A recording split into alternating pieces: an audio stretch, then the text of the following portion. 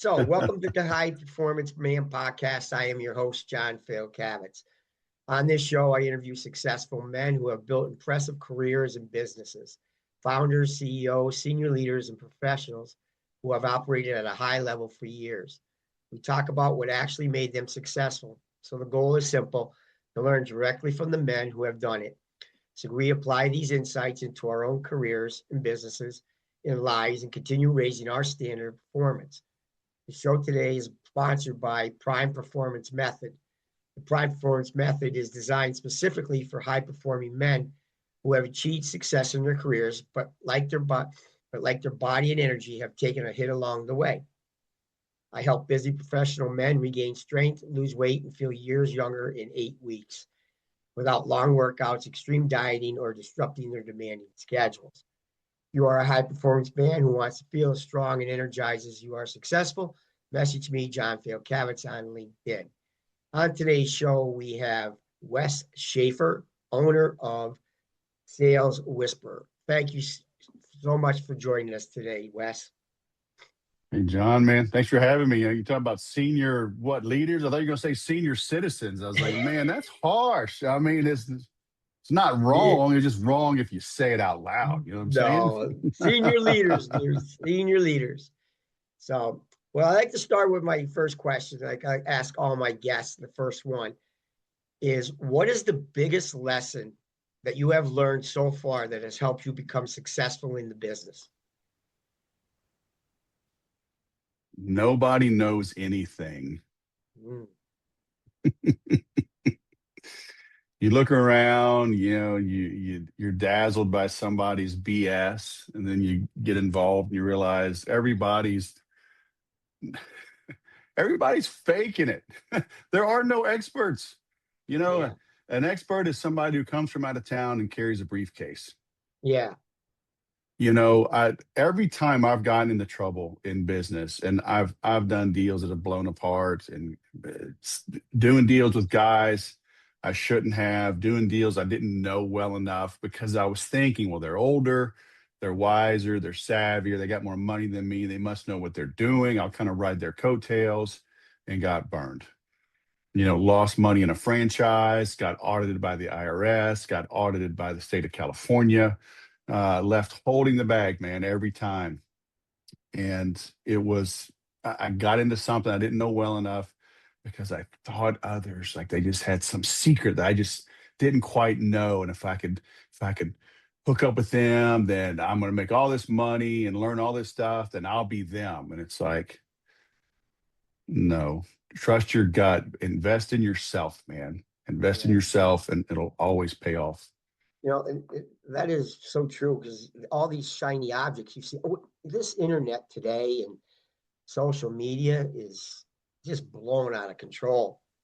I mean, everybody is just trying to get something and not really treat the person right. You know what I mean? Yeah.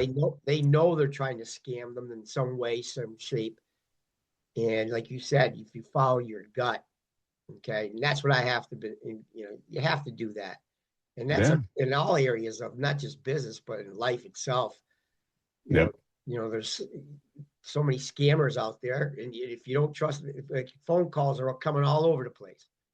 Oh, dude, thank goodness for the new iPhone, feature. It's like my phone hardly rings, but they made it more like Google Voice, because you got to say like why you're calling, and it's always, just a cold call, spam call, and people aren't good on the phone. If they're good with the phone, they get through, but people aren't good. Well, the thing that makes me upset, Wes, is when they start to threaten you. Did you get? I mean, that's what they start to do with the older population. They say, Yeah. Your granddaughter's somewhere. You know what I mean? And Oh, yeah. That's bad. Yeah, and you got to pay $500 or $5,000 to get out of jail. Yeah. It's crazy. That's rough. Great. Well, my next question then is, you've obviously built a very successful business, and I often hear from other successful businessmen that I've been doing with my podcast that although their careers are successful and are thriving, other areas of their lives have suffered. Have you experienced that at all in any shape or form? I mean, in the past I did. I would grind. Usually it was because I cared more about my customer success than they did.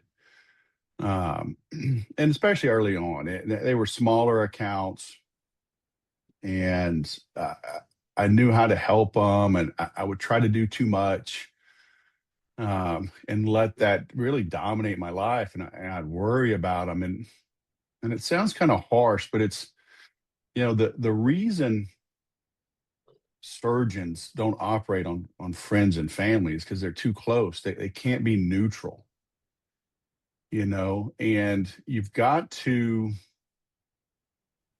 you you got to remain neutral. You got to remain this third party observer, consultant, service provider. Give them what they paid for, Right. and and be happy with that, and understand your worth, understand the value that you bring, price accordingly. Because like when you go to McDonald's and order a Happy Meal, they don't give you two Happy Meals just because you ask, Right. right? You pay for them. Right. But we let things creep up. I'm dealing with the deal with something right now. Hmm. There's a guy, a friend of a friend, small business owner, doing about $1 million, so doing okay, but lives in SF, so it's very expensive. And he was really keeping the lights on by doing private consulting on the side and pouring that income into his business, which was related to the same thing, but he could sell himself in like private consulting, but he couldn't get to the next level Right. with his business. And so a friend refers him. He gives me this sob story, so I cut him a deal, and it was just 90 days of consulting. And we get 2 months into it. He sends me an email. He went dark. Well, we haven't spoken in a while, so it's just not working. I want a 50% refund. And I'm like, well, that's interesting. We you put me on a retainer, like just like an attorney, you get them on a retainer. It's up to you to call them, and I'd made myself available. We did a lot of work the first 45 days, 50 days. Then he goes dark. And it's like, I didn't turn down any appointment because I give unlimited access to me in my coaching. And he says, and it's unlimited, right? We had multiple hour-long calls on the weekend. I make myself available. I like doing what I do. Right. And if somebody's motivated or if they're in a bind, and I can't be that way always. But No. I know when somebody comes to me in the beginning, it's kind of like going into the emergency room. They don't come to me because they're making $1 billion and they want to make $10 billion, right? They come Right. to me when they're stuck at 1 million. He's grinding, needs systems in place, needs processes in place, needs a neutral third party advisor to help them figure out what's wrong Right. and fix it and get to that proverbial next level. But I said, hey man, this is kind of odd. I said, here's what I'm willing to do. I was traveling right then. I said, let's meet next week. Let's do a reset, a level set.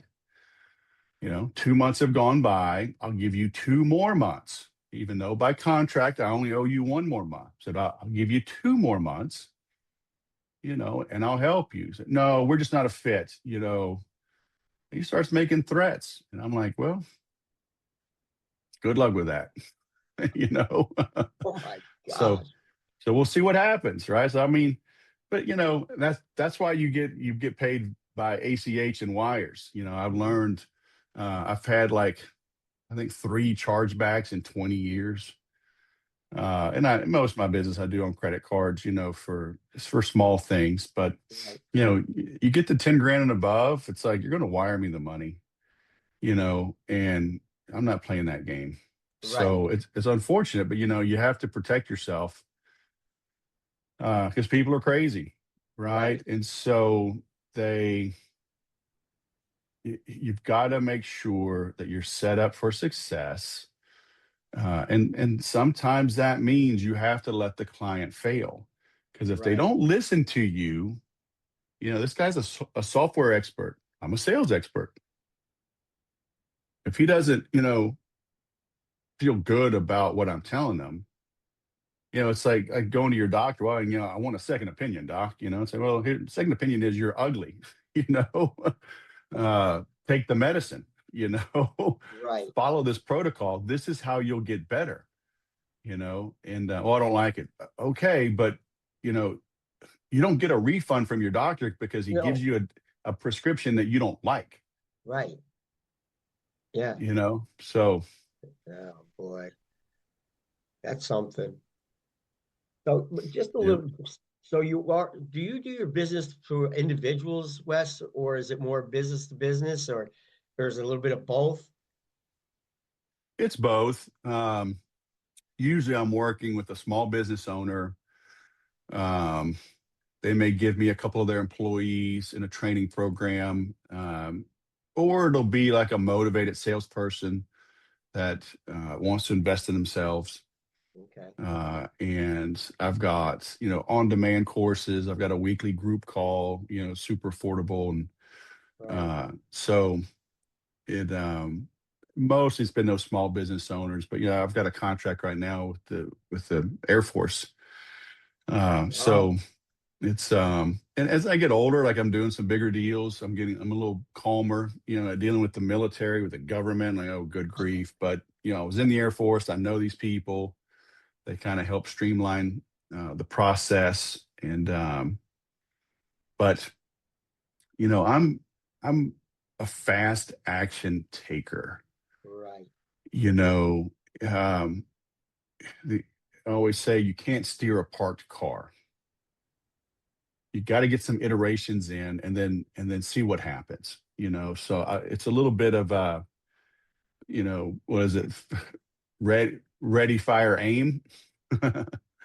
um, and of course, some things you got to really plan out. But when you're dealing with small businesses, usually their problem is they're just stuck, and that they have analysis paralysis. Should I do AI? Should I do email? Should I Interesting. do cold email? On and on. I'm Right. like, do something. Let's go. Yeah. Call. Let's go. Let's go knock on doors. Let's call somebody. Let's send some letters. Uh, Send email. Who do you have now? Let's email everyone on your list right now. Like, what? What? Like, dude, Yeah. sales are struggling, and you want to do what? Create a PowerPoint slide?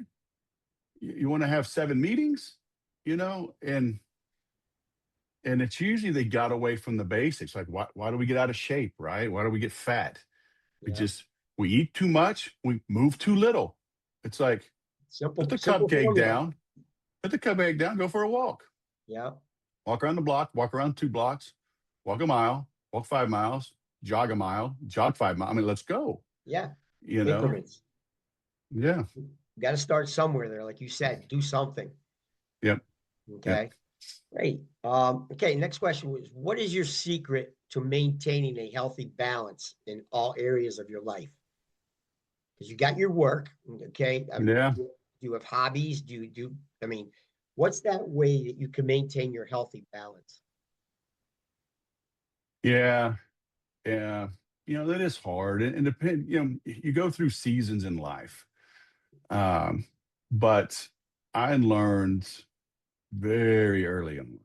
I mean, literally going back, I was reading Jeffrey Gitomer's Little Red Book of Selling. Got it right there on the shelf. And I had him on the sales podcast years ago. Um, and he talked about kicking your own ass, right? And he talked about, like, you don't have to answer the phone every time it rings on the first ring, and my son's in real estate. He has to answer the phone. um, but he doesn't have to go into a long conversation every time he answers the phone. Okay, so the point there is you have to schedule your life and then squeeze work around it. Okay. Good. That's good. Most people let Do work the just other take way around. over Yeah. everything. And so, nine years ago, this past January, I started training jujitsu, and I train 6 days a week, and I train at noon. So on my calendar, 11:30 to 2:05 is blocked out. And I do 2:05 so people can't book a time like right at 2 because, you Right. know, Right. I got to drive over, I got to come back and shower and eat and kind of, I don't want to just rush back. And so, but that's my point with like answering the phone. You can let calls go to voicemail. If you do have to answer, like my son, he can answer, "Hey, I'm calling about the house on, 123 Main Street." Hey, that's a great house. May I ask who's calling, get their name, just the best number to call you back. Hey, I'm wrapping up something. Is it okay if I call you back in 10 minutes, 20 minutes, 30 minutes? Okay. Because most of us in any career, and I did this at first, I'd be driving, trying to shovel, a Subway sandwich down my throat, uh, chugging down a Coke.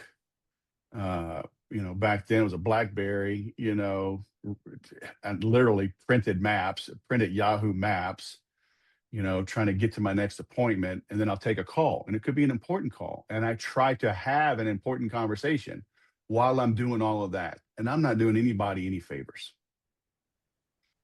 So you need to understand how to say no, how to live your life, how to schedule your life and let work fill in. Right. Because Zig Ziglar would talk about that. He said that the most productive you'll ever be is the day before you leave on vacation. Yeah. And it was especially true like in his day, because when they left on vacation, they were truly inaccessible. Now we've all got our smartphones and we're always connected. But the point remains, if you're getting on a flight, you're with your family, hopefully you do disconnect a little bit, become a little Right. harder to reach. And so, when you have to be out the door, when you've got to get home and catch that flight, you got to pack and catch that flight, the esoteric, the unimportant junk doesn't even make it across, your desk. So you have the same 24 hours in a day, you're just more focused during that time. So if I forget the name of the principle, but it talks about, you know, tasks will expand to the amount of time you give them. That's why I tell people, you don't ask for 1 hour meetings. And Google taught me this. You can have a compact schedule and have a 25-minute meeting or a 55-minute meeting. My default calendar schedule, appointment is 15 minutes, even with Right. prospects. Right. You don't need that much damn time. You see the meme all the time. Like, this meeting could have been an email. Right. This email could have been a text. This text could Right. have been nothing, you know? So don't let people gobble up your time, Right. protect your time, schedule your life first, and let work fill in the gaps. Right. Do you have a morning routine? Because that's No, it. not really. Yeah. Okay. Yeah, I don't get up and meditate and then do a ice bath and then Cold do plunges my and things like that. sound bowl and then my cold plunge and then my Yeah. sauna and then my yoga. Yeah. Uh, no. Okay. Well, that's okay. So, what's been stretching you lately? Then, what's been stretching you or stressing you out? Anything stressing you out lately in your business that you? I mean, it's kind of the same stuff. Uh, Seeing all the talking heads, seeing all the bad advice. Um, AI is now all the rage, I know. and I use it daily. But like this client I was telling you about earlier, and I've got it on my my LinkedIn wall. I talk about humanity is the next killer app.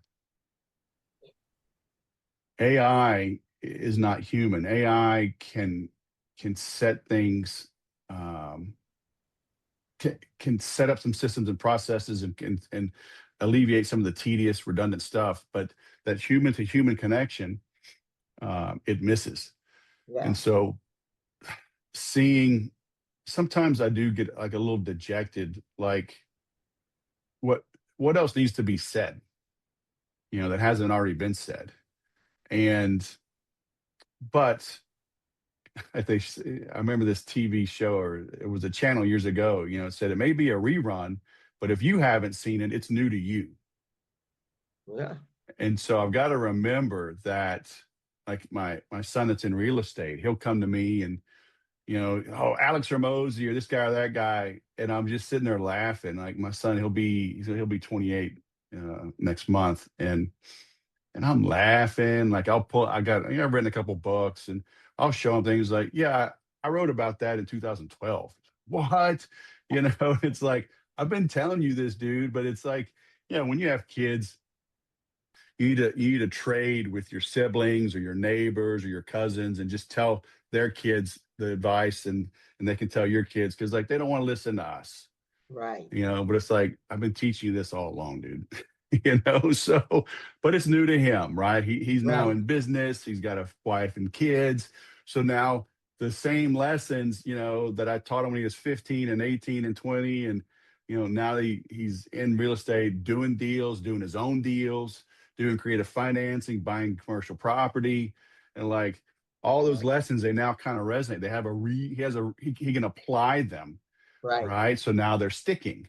You Yeah. see that all the time with people like going back to school as an adult. They're like, I was terrible in high school, dropped out of college and blah, blah, blah. And then, I was 25, 28, 30, 35. I went back to school to be a nurse or whatever. And they're like, and you see the older people going back to school, older, right, being late 20s, 30s, they knock it out of the park. And they were like bad high school students. There was nothing it wasn't relevant. Right. So it's not that they were dumb, they just didn't click. So then they go back and they kill it. So, when there's something relevant, so I just got to keep reminding myself that the old school lessons, quote unquote old school lessons, are still valuable. They're still needed. People need to hear them. Right. And why not me? Right. Why can't I be that voice for them? And so, but that, that's something that it'll stress me out, or get me down or slow me down sometimes. You seem like the type to pick yourself right back up. Yeah, look, man, I got 7 kids, 4 grandkids. I mean, Wow. you know, got my black belt in jiu-jitsu last year. I That mean, is super. That's an things are accomplishment, popping. boy. That's an accomplishment. Did you Yeah. hear that off the topic, but your Chuck Norris passed away today? Yeah, I saw that. What a bummer, huh? Yeah. Here's a guy you thought was invincible, right? Yeah. I mean, he must have come down with something, because he went in the hospital yesterday, and died today. Oh, yeah. I didn't hear why I was traveling. I was flying yesterday, so yeah, I didn't get any of the details. Yeah, he was in Hawaii, but Oh, yeah. So, well, I want to thank you, Wes. Okay, this was yeah. awesome. Okay, the great answers were great and insightful, and my audience will look forward to seeing that. So I want to thank you for joining us on the High Performance Man podcast. And as a Yeah. reminder, this show is brought to you by Prime Performance Method, where I help high-performing men build strength, energy, and confidence without sacrificing their careers. If you are ready to feel as strong in your body as you are successful in your business, message me, John Fayocavitz, on LinkedIn. And until the next episode, perform strong in all areas of your life.